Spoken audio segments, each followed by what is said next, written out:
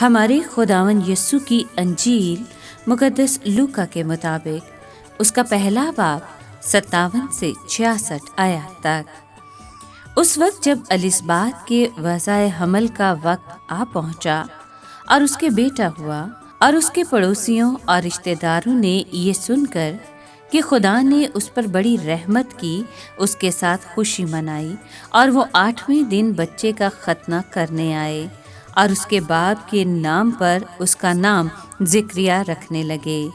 مگر اس کی ماں بول اٹھی اور کہا کہ نہیں، بلکہ اس کا نام یوحنا ہے۔ انہوں نے اس سے کہا کہ تیرے گھرانے میں کسی کا یہ نام نہیں۔ تب انہوں نے اس کے باپ کو اشارہ کیا کہ تو اس کا کیا نام رکھنا چاہتا ہے؟ اس نے تختی منگا کر لکھا کہ یوحنا اس کا نام ہے، اور سب نے تعجب کیا، اور اسی دم اس کا منہ اور اس کی زبان کھل گئی، اور وہ بولنے اور خدا کی تعریف کرنے لگا۔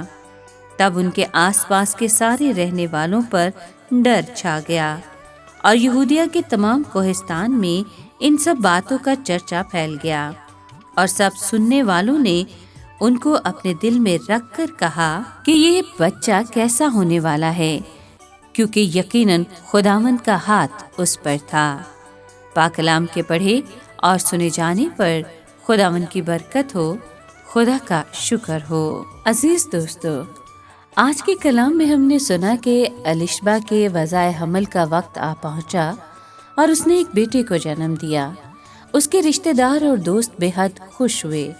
8ویں دن جب بچے کا ختنہ ہوا تو پہلے سے طے تھا کہ باپ کے نام پر اس کا نام بھی زکریا رکھیں گے، مگر جب اس کی ماں نے بتایا کہ بچے کا نام یوحنا ہوگا تو تمام لوگ حیران رہ گئے، کیونکہ ان کے کنبے میں کسی کا نام بھی یوحنا نہیں تھا۔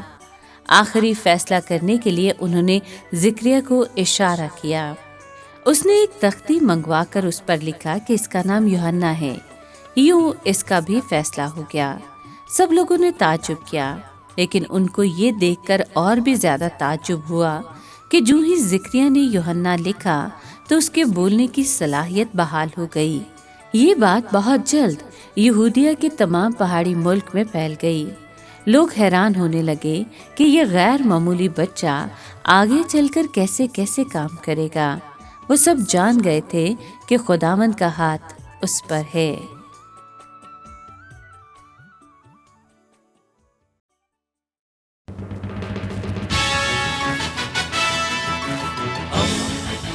دوستی کا پیمبر، ریڈیو ویریتاس ایشیا۔